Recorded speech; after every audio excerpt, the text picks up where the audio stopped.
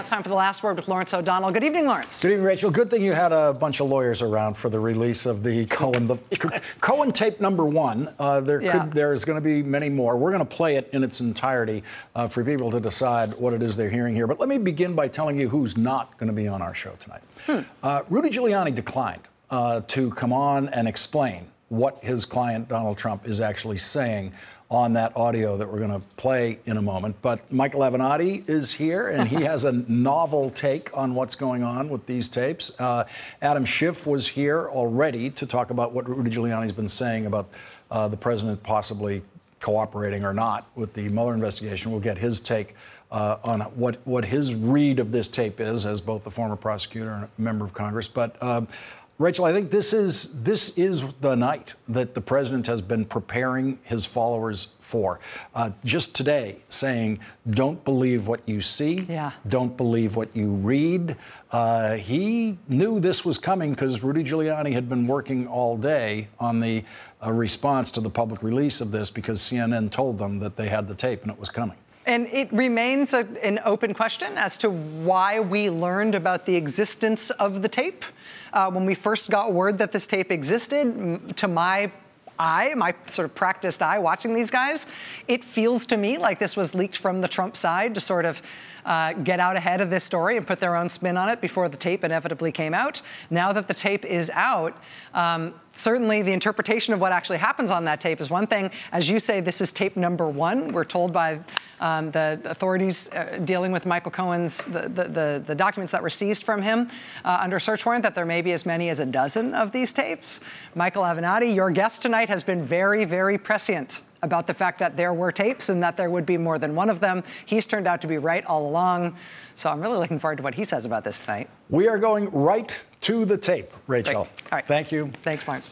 Well, tonight, America and the world are hearing for the very first time Donald Trump's voice on a tape made by his former lawyer, Michael Cohen, which was released to CNN tonight by Michael Cohen's lawyer, Lenny Davis. We will now play you that audio recording in full so you can listen to it and judge for yourself what is said when Michael Cohen brings up the subject of creating a company in order to make payments to silence a former Playboy model who says she had a year-long sexual relationship with then-candidate Donald Trump.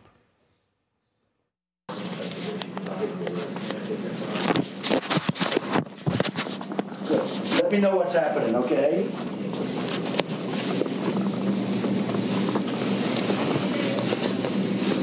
Oh.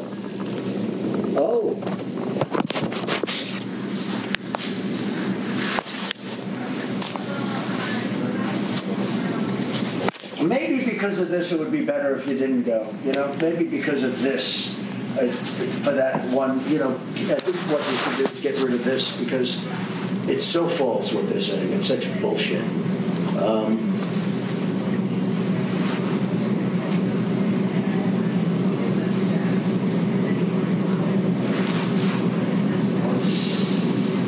I think this goes away quickly. I think it's probably better.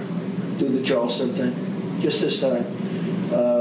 Yeah, in 2 weeks it's fine. I think right now it's better. You know? Okay, honey. You take care of yourself. Thanks, Pam. Yep, I'm proud of you. So long, bye. What's up, Mike? Great poll, by the way. Yeah. Seen it. Great poll. Making progress. Big time. And you guys are good guy. Oh, Pastor Scott? I can't believe this. No, Pastor Scott. What's happening? Oh, no. Can we use him anymore? Oh, yeah. 100. No, you're talking about Mark Burns. We've told him to. I don't mean that. Mark Burns. Can we use him anymore? No. Richard Lefrak, I'm sorry, Richard Lefrak just called. He just had, we have a chance. He had an idea for you. Okay. So we got served from the New York Times. I told you this regarding to unseal the divorce papers with Ivana. We're fighting it. Kasowitz is going to never be able to get that done. Never. Kasowitz doesn't. They'll ever be able. They don't have a. Give me your code, please. They don't have a legitimate purpose. And you have a woman that doesn't want to unseal. Correct. So you've been handling. Yes, and it's all. It's been going on for a while. For about 2-3 weeks now. All you have to do is delay it for. Even after that, it's not going to ever be opened. There's no purpose for it. Told you about Charleston. I need to open up a company for the transfer of all of that info regarding our friend David so that I'm going to do that right away. I've actually come up and I've spoken to Alan Weisselberg about how to set the whole thing up with. So what are we going to pay? Funding. Yes, and it's all the stuff, because you never know where that company, you never know where he's going to be. Gets it by Correct. So I'm all over that.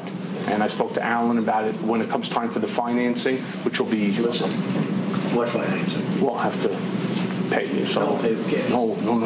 I got no. Hey, Don, how are you? And leading off our discussion now is Michael Avenatti, who is the attorney for Stormy Daniels. Michael, what are you hearing when you listen to that tape? Well, I'm hearing two criminal co-conspirators conspiring on making a payment, and I'm hearing Michael Cohen being the sycophant that he is for the president, for Mr. Trump. I saw this interview that Lanny just gave over at CNN. I believe Lanny's a very good lawyer. I like Lanny, but that was quite a marvelous performance that he just gave over on CNN, trying to paint Michael Cohen, who's an absolute criminal thug, as a victim and is anything other than what he is, Lawrence. I mean, he's a co-conspirator. They're trying to convince the American public of something that just is not accurate. Look, Michael Cohen could come on your show or any other show right now and disclose what really happened and the context around this discussion. And we could dispense with any debate about, who said cash or who didn't say cash or what did they mean by cash or did they really mean cash as in greenbacks or not.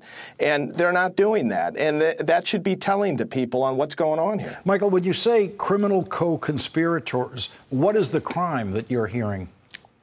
Well, it's not necessarily on this tape, Lawrence, but look, there's no doubt that Michael Cohen has the goods, and I've been saying this for many months, just as I predicted that there was going to be tapes. There's no question that Michael Cohen has the goods on the president. And instead of coming clean and disclosing that information in full and being open and honest with the American people, he continues to hedge his bets. And, they sprinkle out this morsel, this 1-minute tape. There's multiple tapes. There's over a dozen tapes, Lawrence, to be clear, okay? There's over a dozen.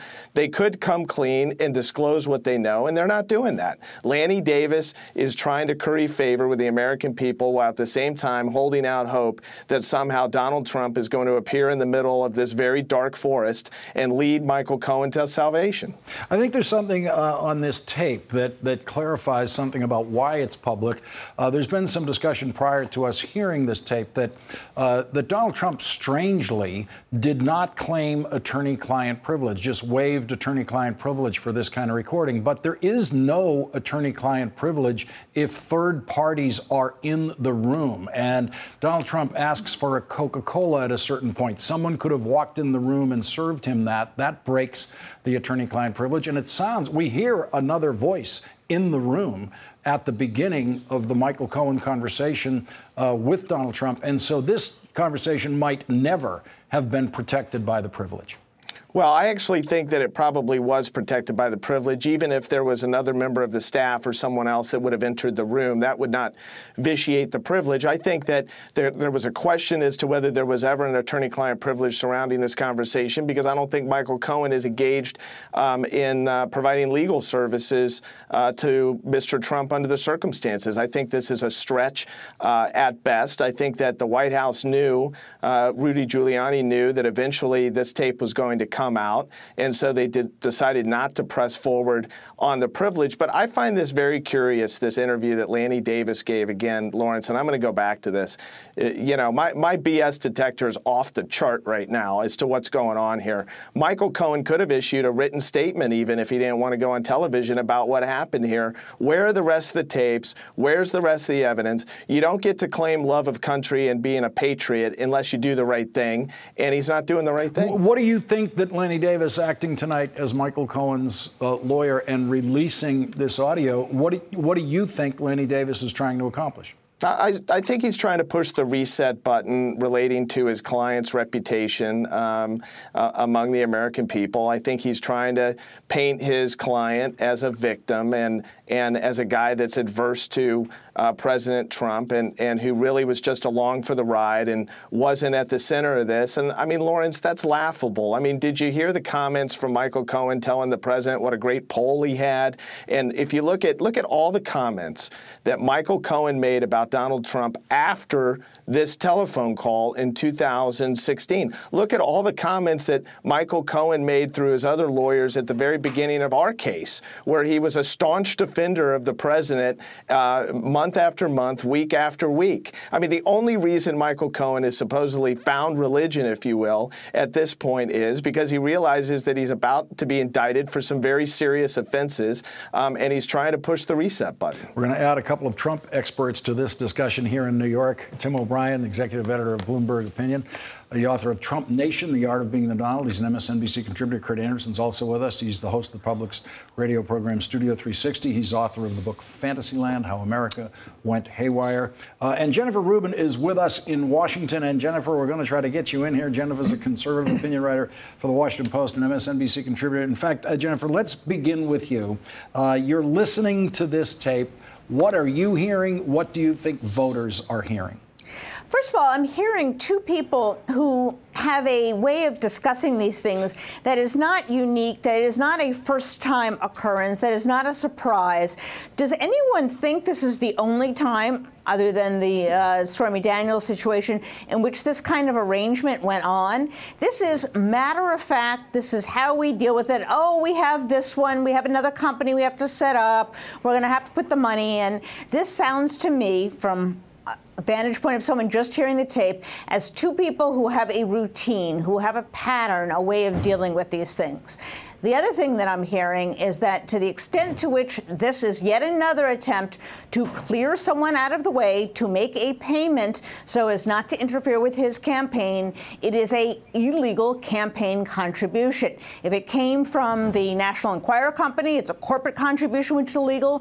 If it came from Trump, in other words, if Trump reimbursed him, then it's an unreported campaign expenditure. But in any case, what we're doing is seeing a pattern of deception of the American people, a pattern of campaign-related payments that have been disguised and hidden until now. Our Trump experts here in New York do not look shocked yet by what they have heard on this tape tonight. And Tim O'Brien, you wrote the book on Donald Trump. You've been in litigation with him. He failed in his lawsuit against you because of your book. You've studied his business practices. Here he is in Trump Tower 2 months before the presidential election. And Michael Cohen has a little bit of business to bring up involving our friend David. Right, and it's up, is that David Pecker of AMI, the publisher of the National Enquirer, or is that David, I think, Dennison, the pseudonym that Trump used to mask his role in some of these payments? I don't know. It sounds like in this context that it's probably David Pecker, because he's talking about setting up a company to deliver money to cover the story that David Pecker ended up delivering money to buy and then kill at the National Enquirer. I think what's significant here, Lawrence, is that I don't know how much legal exposure Donald Trump will get because of what Michael Cohen has done. But Michael Cohen is exposing Donald Trump to all sorts of legal peril. And in this particular conversation, they reference Alan Weisselberg, I think at least twice. And they refer to the fact that Alan knows about the structure of these LLCs that they're using to channel payments. Alan Weisselberg was Fred Trump's accountant. Alan Weisselberg was the CFO of the Trump Organization for years. He knows far more about the finances of the Trump Organization than Michael Cohen ever did. And to the extent that Alan Weisselberg, by virtue of being mentioned in these tapes, gets pulled more deeply into this investigation, it exposes Donald Trump's business practices to greater scrutiny. He was Donald Trump's father's accountant? Yes, he was. Is he still working? He's still working. He's been with the Trump Organization since the 1970s. activities. And he is still at the Trump Organization. He is the person overseeing the trust that was established after Trump became president to, this sort of fake insulation that Trump and his son set up to run the family business. He runs it in conjunction with Eric Trump. Is it your judgment, having studied this business as you have, that Alan Weissenberg would know how to get his hands on, say, $150,000 in cash or more to handle a problem like this? At the drop of a hat. Okay. Kurt Anderson, there it is. There's Cohen-Trump tape number 1. Michael Avenatti promises there's more to come.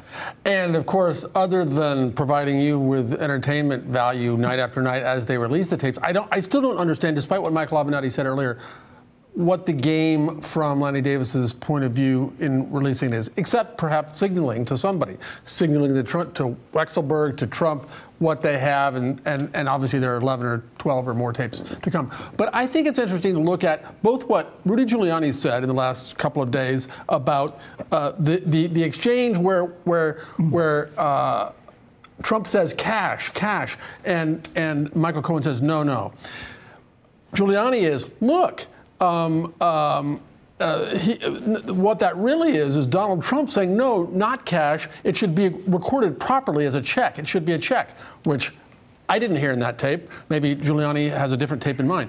And then Lanny Davis says, no, look at my client, Michael Cohen. He's saying, no, we can't pay cash. I have, seems to me Michael Avenatti probably shares this idea that neither of those lawyers' spin on that exchange is very close to the truth. All right, let's listen to the short version of this again, where Michael Cohen begins the conversation about creating the company. And everyone listen for the word cash, because the dispute as of now is Rudy Giuliani saying Michael Cohen brought up the matter of cash. Donald Trump said no to cash. That's what Lanny Davis is saying. No, Donald Trump says the word cash, suggests cash, and you hear Michael Cohen then say no, and the word check. So listen for out there in the audience for which voice is on which of these words. Let's start it again. I need to open up a company for the transfer of all of that info regarding our friend David, so that I'm going to do that right away. I've actually come up and I've spoken to Alan Weisselberg about how to set the whole thing up with So what are we going to pay? Funding. Yes. And it's all the stuff, because you never know where that company, you never know where he's going to be. Correct. So I'm all over that, and I spoke to Alan about it when it comes time for the financing, which will be. Listen, what financing? We'll have to pay you. So no. I got no. Hey, no. How are you? Okay, if I'm a juror, I heard Donald Trump say the word cash.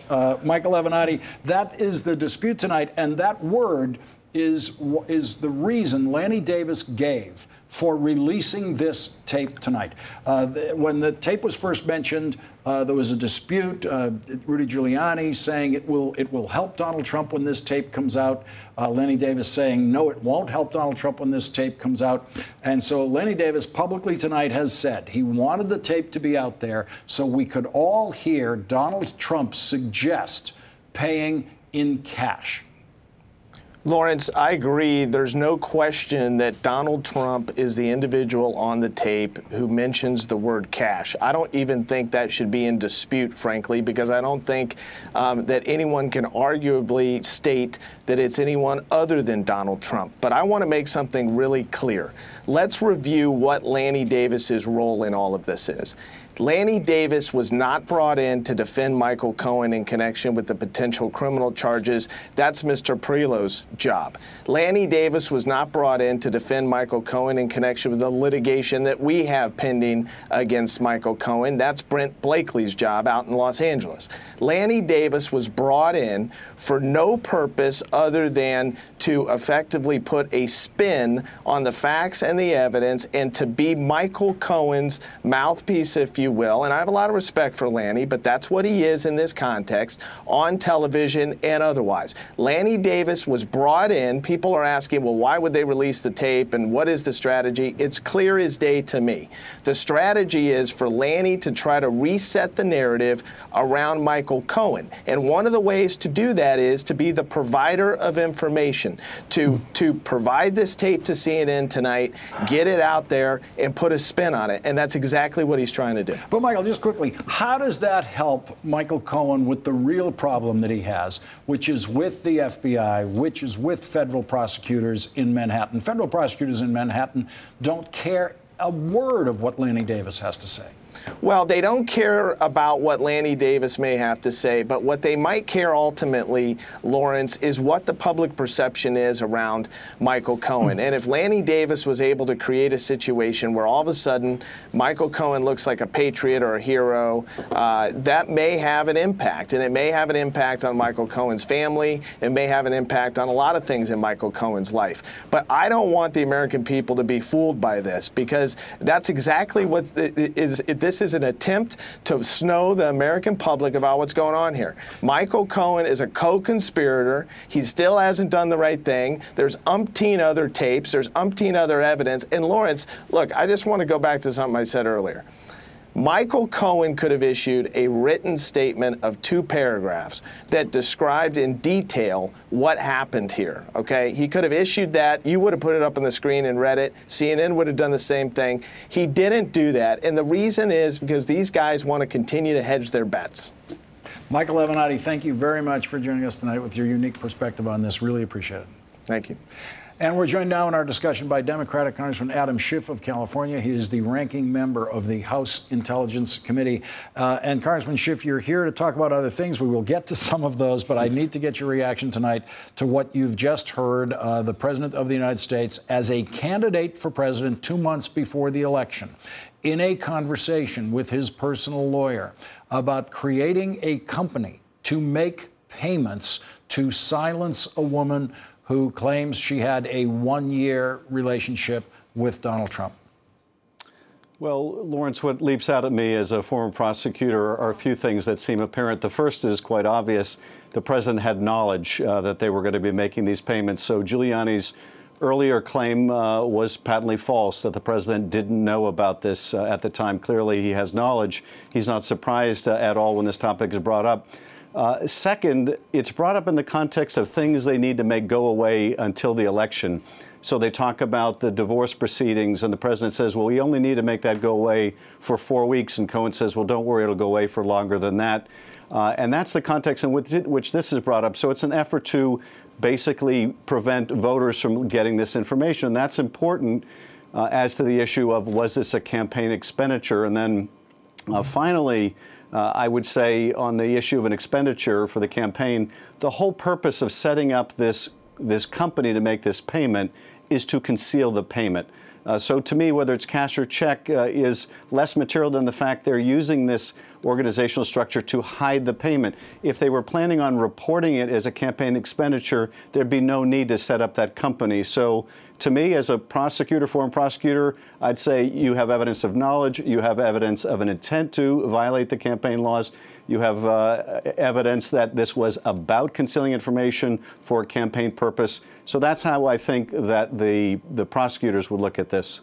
And to add some campaign context to the discussion that we hear on this tape, it begins, Michael Cohen's portion of the tape begins with him talking about poll numbers in the presidential campaign. He opens it up as a campaign discussion. The next thing he talks about is troubling information that the New York Times is trying to obtain about President Trump's first divorce, his first divorce from his first wife.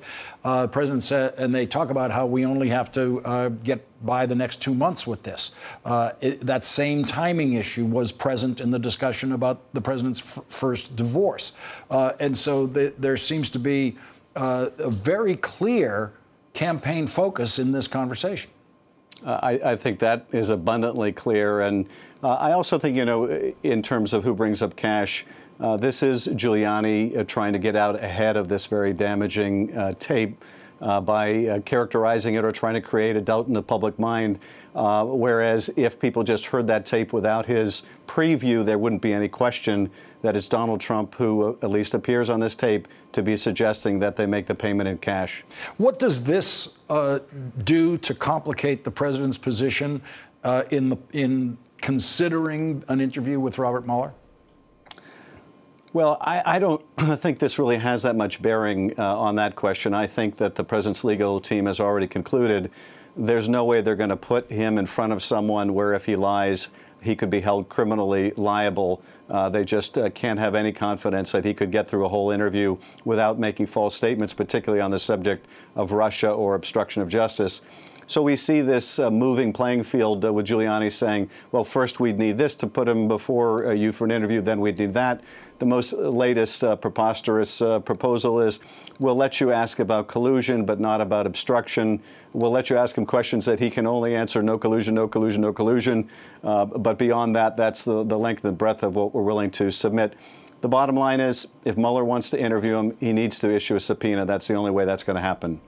And what would you expect to happen next? If Robert Mueller knows that the president is never going to actually, in a cooperative way, sit down for an interview, which I assume by now he's figured out, he's seen the Giuliani game played as far as it can go. How does Robert Mueller make the tactical decision of, do I subpoena this president? Well, look, I think that the Mueller team has probably concluded, and I think they would be right if they do subpoena him, they win that court case. But it takes time, and the White House view, and they may not be wrong about this, is time is working on their side. The longer they can draw this out while appearing to blame Mueller for it, the longer in the public mind the Russia investigation has been going on, and the more appetite there is for the president's argument it's time to bring this to an end. So Mueller is in a way fighting the clock, and is he prepared to use up the amount of time it would take to litigate this?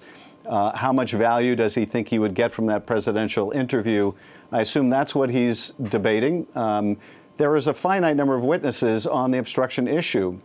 And by now, I would imagine Mueller has interviewed almost all of them. It's not like the conspiracy or collusion issue in which there are witnesses all over the globe. This is a discrete number. And I think the decision that he's trying to make is this something we want to try to present to the Justice Department in the next month prior to the blackout period, or are we prepared to litigate this and push it until after the election? One final point on the subpoena question. You said that Robert Mueller has every reason to believe that if he issues the subpoena, he wins after the president appeals the issuance of the subpoena. That appeal could conceivably go to what would be a Supreme Court where there are 2 Trump justices. Would a prosecutor today be as confident of winning with a Supreme Court that could include Justice Kavanaugh? Well, there'd certainly be reason for more concern than there should be. The precedent, I think, is fairly clear, but you have someone who's been very outspoken, that is Kavanaugh, about presidential power, about how presidents should not be subject of investigation or prosecution while they're in office.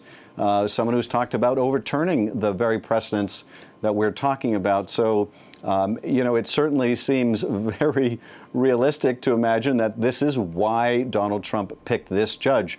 Of all of the candidates that the Federalist Society put forward, he picked the one most likely to rule in his favor in any dispute between he and the special counsel should it get to the Supreme Court.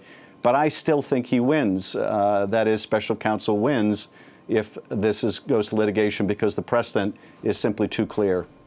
Congressman Adam Schiff, thank you very much for joining our breaking news coverage tonight. Really appreciate it. Thank you.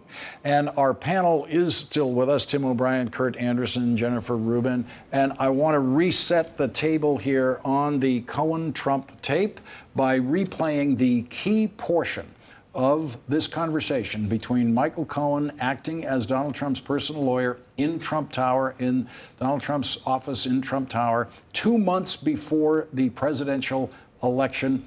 Let's listen to Michael Cohen describing to Donald Trump what he believes he had to do to create a company to pay substantial amounts of money for the silence of a woman who claims that she had a 1-year sexual relationship with Donald Trump. Let's listen to that tape.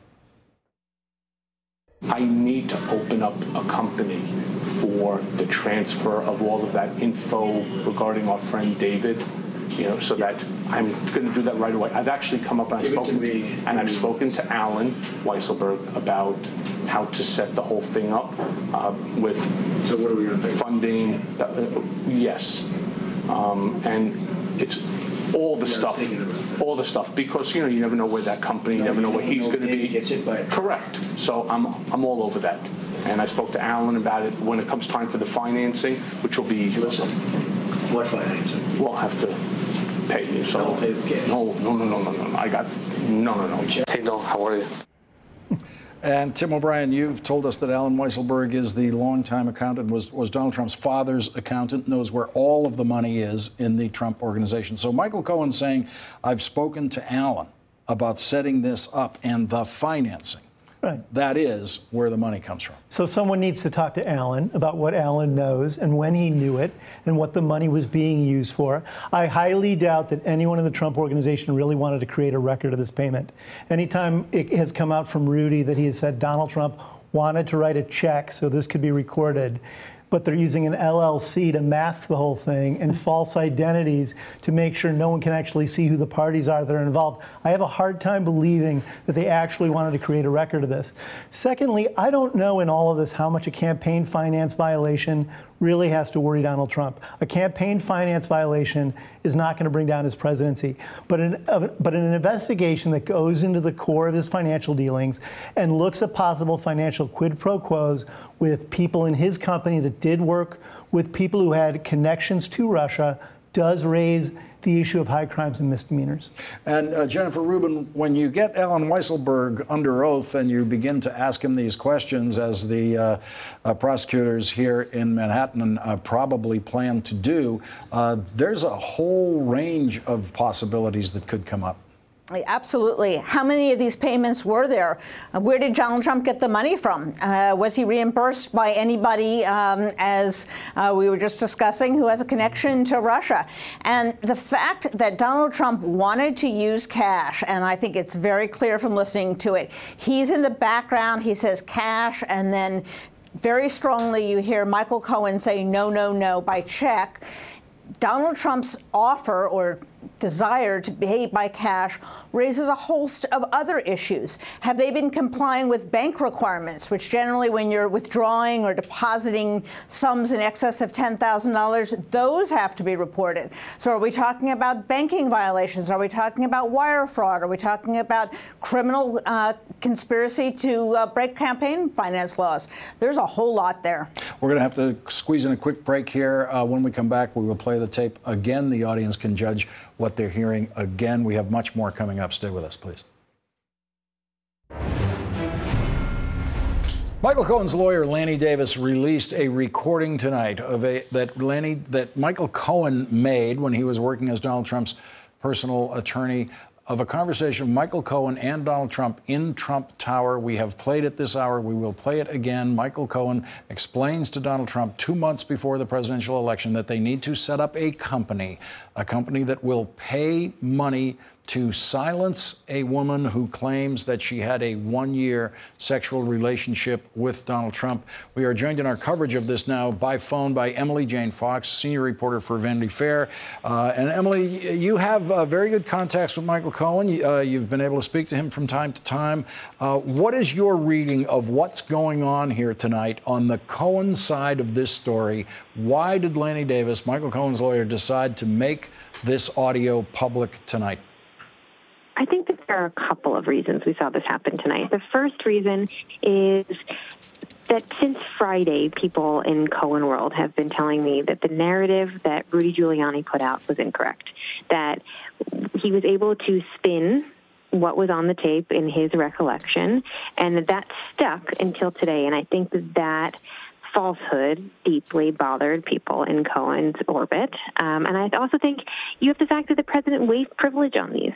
For days, we've now known that privilege has been waived, and so there's no reason for them to stay quiet when the recording was different than what Rudy Giuliani had put out. So I think you saw a lot of frustration and a lot of desire to set the record straight.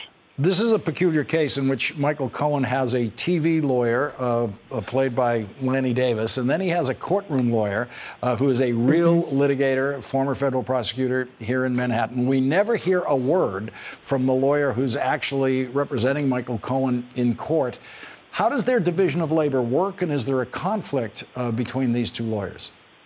I think that their division, that they're working together in general, is also new. They were just recently hired earlier this month, and so I think all of that we're watching in real time, and I think it could shake out differently over time. Obviously, Lanny Davis has a responsibility in that he is basically brought on board to control the narrative, to take down what he believes is innuendo and incorrect information, and to set the record straight in order to press reset on Michael Cohen's reputation. That is his role. That is not the role of his courtroom attorney. And I think that if the courtroom attorney had his way, that none of this would be public. But the reality is, so much of this has been playing out in the public eye, in the media. And so there is a desire, certainly from Lanny Davis, but also from Michael Cohen, to be able to speak publicly about this, too. And Emily, just quickly, why does Michael Cohen think that his public reputation matters at all when, if he is a criminal defendant in federal court, his case is going to be decided by a jury that will have basically no awareness of his public reputation? I think it's impossible to say that the jury in this day and age, and given the saturation of the coverage, will have no awareness of the situation. I think that is part of the calculation here. And then there's also the calculation that he wants to be seen potentially as a credible witness if he is going to cooperate with the government in some way. So part of this is to restore his reputation with the public writ large, but part of this is also perhaps to restore his reputation with investigators who were looking into him. Emily Jane Fox, thank you very much for joining us. Really appreciate it. And Emily will join Brian in the 11th hour with Brian Williams coming up. And George Will join us next. We will get his view of what America is hearing tonight. The history of audio tapes for presidents is not a good one for presidents. It is the audio tapes of President Richard Nixon are the tapes that brought down his presidency. Let's listen tonight to the first tape we have heard from what is believed to be a Michael Cohen collection of tapes of his conversations with his then client, Donald Trump, 2 months before the presidential election. This is the short version of this audio in which Michael Cohen explains to presidential candidate Donald Trump that they have to create a company in order to provide money to a woman to buy her silence, a woman who claims that she had a one-year affair with Donald Trump. Let's listen to how that conversation went 2 months before the presidential campaign. I need to open up a company for the transfer of all of that info regarding our friend David, so that I'm going to do that right away. I've actually come up and I've spoken to Alan Weisselberg about how to set the whole thing up with So what are we going to pay? Funding. Yes. And it's all the stuff, because you never know where that company, you never know where he's going to be. Gets hit by it. Correct. So I'm all over that, and I spoke to Alan about it when it comes time for the financing, which will be. Listen, what financing? We'll have to pay you. So I'll pay the kid. No. I got no. Hey, no. How are you? Joining our discussion now is George F. Will, Pulitzer Prize-winning columnist for The Washington Post and an MSNBC political analyst. And George, you have heard your share of presidential tapes. This one now takes its place in history. What are you hearing when you listen to this tape tonight? Well, I'm hearing redundant evidence that Mr. Trump is a seedy man whose incontinent sexual appetites get him into trouble with seedy women. Now, this is not news at this point in his presidency. I'm not hearing anything remotely like, you refer to earlier tapes, the tape in which Richard Nixon says, well, let's get the CIA to lean on the FBI to cover up a criminal conspiracy. In the one case, Donald Trump was a private citizen when that tape was made. Richard Nixon was president of the United States. I'm also hearing something else on the part of people analyzing this, And that is an attempt to turn all of this into a campaign finance violation. We really do not want, Lawrence, to go down the road where we say anything that happens that can be helpful to an ongoing political campaign should be monetized and counted as a contribution and therefore contribute to the criminalization of American politics. I think that's a terrible way to go. There are lots of ways of judging Donald Trump without getting into that swamp. And the tape tonight comes on a day that the president began by tweeting, "Tariffs are great." These are tariffs that have already begun to separate him from some of his support in the agricultural states, which were crucial to his electoral college win. That day ends with this tape of the presidential candidate, Donald Trump, who needs the affection of those voters who are now suffering under his tariffs more than he's ever needed it before. Yeah, this is just another day in paradise. We have this wonderful scene here. You know, we conservatives have a theory that government often is the disease for which it pretends to be the cure. The day begins with Mr. Trump saying, "I'm going to take 12 billion taxpayer dollars to pay off the agricultural community for the injuries I've done them in keeping a promise I made to them that helped them vote for me." I mean, he promised to wage a trade war that would cause them all the trouble they're now having because they can't sell their beef and their pork and their soybeans. It's almost a relief at the end of the day from that absurdity to be talking about this other absurdity. The connection of a politician to his or her voters is something that has always been considered precious and delicate. We are seeing a kind of cement holding the Trump base support, which is a minority support of this candidate. But at some point, does an accumulation of these tapes, this is one of what might be 12 of these tapes, that we will be treated to over the next who knows what period of time. At some point, is there an erosion that would occur in the president's support of people who have withstood every other thing that the president has put them through? Well, that's the question. The super glue that adheres Trump's supporters to him is one of the scientific wonders of our age. Now, when you have a farmer talking to the Financial Times in Iowa, looking out at his field of soybeans, saying 1 in 3 of those rows is supposed to go to China, and they can't go to China, well, that's one test. And another test is, again, at the end of the day, we have good, decent Americans listening to not John Quincy Adams and Lincoln and Roosevelt and Eisenhower, but listening to this lowlife from Queens talking about paying off his lowlives from Playboy magazine. I mean, I think there does come a point at which the American people will say enough. See, I don't think, Lawrence, that the American people, by and large, are angry. I think they're deeply embarrassed, and I think they're sad about what has come to the country. And I think at the end of the day, embarrassment and sadness are more explosive than anger. And that is certainly what we're seeing in the polls, which are overwhelmingly negative for the president in the majority of the country, certainly not with his Republican support. George Will, thank you very much for joining us tonight. Really appreciate it. Glad to be with you. We're going to have much more about this new tape released tonight by Michael Cohen's lawyer, where we hear the President of the United States discuss how to make payments and whether that payment should be in cash to a woman who says she had a year-long sexual affair with Donald Trump.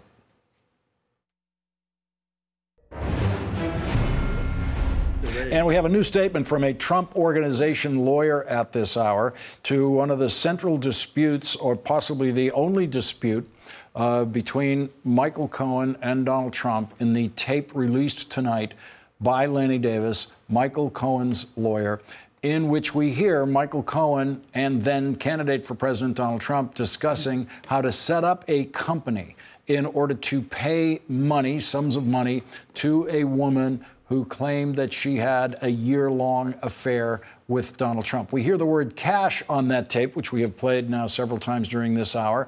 And tonight, Rudy Giuliani, the president's lawyer, says that Donald Trump was not suggesting that they pay cash and that it was Michael Cohen who used the word cash. Lanny Davis, Michael Cohen's lawyer, is saying no. That's Donald Trump's voice saying the word cash. The agreement, unanimous agreement on our panel tonight, is that it is Donald Trump's voice suggesting the word cash. And so, Trump Organization lawyer Alan Futterfast tonight issued this statement. Anyone who knows the organization or how the president operates knows that there's no green cash, no currency in the business. Everything is documents. There are accountants. There are audits. And Tim O'Brien, you've studied the business, and what Alan Futterfast is saying here is that he didn't mean cash as green currency. He meant it as a shorthand for not financing, meaning we won't get a loan for this. We will pay cash. I have no idea what he's talking about, because at one point, actually, at one point in the 1980s, Trump had gold bars in a box in his office. Okay, that's true. Okay. So the idea that Trump might not have had a shoebox with cash sitting in it is also a little bit beyond the pale. The other thing that can't be discounted is in Trumplandia, there are a lot of stupid people. Mm-hmm. Trump is not a particularly bright man. He's street smart. He's shrewd about people, but he's not particularly bright. And he's tended to surround himself with people who aren't very bright either. And when you have this massive collision of people with low IQs, they do stupid things. And a lot of what's going on here is the actions of people who are ignorant and are trying to preserve themselves. And Jennifer Rubin, Michael Cohen is absolutely the country's front runner for stupidest lawyer of the year, if not all time. Donald Trump was the guy who thought, I want Michael Cohen working for me. What does that make Donald Trump tonight? Exactly. And what is going on here? He walks in with a wire to tape his client. I'm trying to picture the scene here. Is he taking notes so he'll remember what his client, who constantly changes his mind, has said to him? Or is he actually like wired up to catch him in something? That's baffling to me. At one point, I thought we were talking about, making notes maybe over the phone so that he records what his client wanted. But this is a guy walking in with a wire to talk to his legal client? All of that's a little bit peculiar. So listen, Donald Trump couldn't get good lawyers to work for him because he wouldn't pay his lawyers. That's the problem he had before. That's the problem he has now. So he has to rely on the likes of Michael Cohen. And the fact that now they're trying to pass off his words as somebody else's, or trying to deny that they were not really talking about paying in greenbacks, but paying by check on the secret payment to hush up a Playboy bunny before an election, shows you how far we've gone down the road here. And Kurt, Michael Cohen may well be in trouble with the New York Bar Association. The idea of taping a client without the client's knowledge in the room with the client, with other people passing through the room, which threatens the attorney-client privilege of the conversation. I mean, Michael Cohen did serious damage to his client in that room with that recording device. Well, and apart from the consequences he may face in his legal profession, it is legal in New York State to do that. I could be taping you now, and that would be legal. One person consent. But yeah, it is extraordinary that he did that. And Jennifer makes a great point, I think. The idea that, as Michael Avenatti was arguing earlier, that he was putting out these tapes to improve his public reputation. Really? I mean, whatever you think of Donald Trump, your lawyer is in there taping you a dozen times or more. I don't think that does much for your public persona. And Tim, we have a little window right here in this audio into the strategic mind of Michael Cohen. And so when we're sitting here tonight trying to ascribe, what we're actually doing is trying to find the intelligence behind a decision, the intelligence behind the strategic decision by Lanny Davis with Michael Cohen's support to release this tape tonight. Are we looking for the wrong thing behind this decision? Might there be no wisdom behind this decision? I will get back to the stupid factor. There could be a lack of strategy around all of this other than sort of desperate reaches for self-preservation. Right now, I think he realizes there's not a big likelihood that Trump's going to pardon him. The people prosecuting him have lots of evidence, and he's throwing Hail Mary passes now. But Jennifer, Lanny Davis has great experience with publicly defending people in trouble, and he has been very good at it over the years. And so we have to consider how Lanny Davis came to this decision tonight. Well, we don't know who is the driving force. It may have been Michael Cohen. It may have been Lanny Davis. But I think we've learned from Rudy Giuliani that there is a point at which some people are past their prime. And whatever talents that Lanny Davis had 10 or 20 years ago may not be in effect now. Listen, he's been dealt a cruddy hand, and he's trying his best to throw up enough dirt and enough confusion, which is exactly what Trump's side is doing. So in that regard, at least he has company. Jennifer Rubin gets tonight's last word. Jennifer, thank you. Kurt Anderson, Tim O'Brien, thank you for staying with us throughout this hour.